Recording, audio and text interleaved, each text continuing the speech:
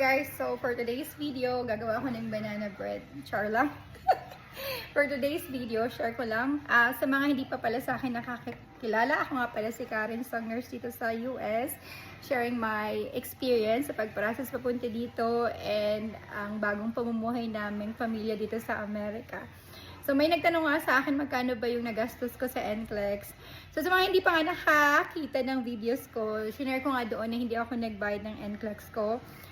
Sinagot yun ng previous company ko sa Pilipinas na sobrang thankful talaga ako sa company ko sa Pilipinas. Pero kapalit nun ay magtrabaho ko sa kanila for 2 years. Which is, linampasan ko pa kasi ang ganda ng company. So nagstay ako sa kanila for 5 years. Pero ngayon, based on the research ko, yung bayad ng NCLEX fee ay $200 plus 150 parang international fee kung mag-exam ka outside the US like Philippines. So total of $350 fee. And pero pag dito ka sa Amerika, ang bayad ay $200. Pero iba pa yun yung may mga bayad pa para sa yun nga, yung review mo.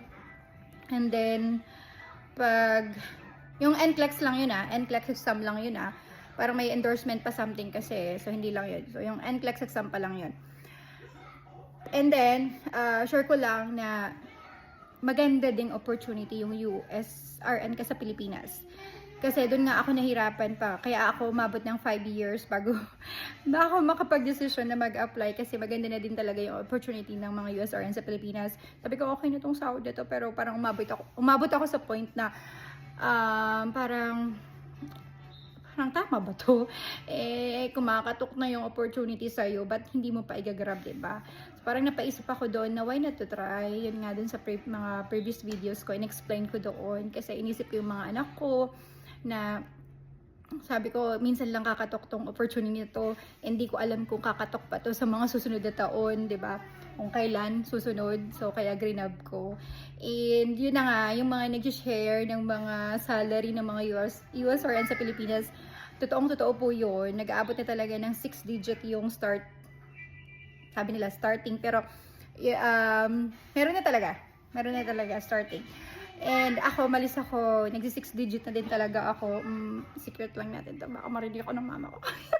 Pero yun, 6 digit na talaga. So, sa mga RN nagbabalak na mag-exam ng USRN, push nyo yan. Kasi kahit hindi naman kayo makapunta dito, maganda din yung opportunity ng USRN sa Pilipinas. So, yun lang guys. Thank you for watching.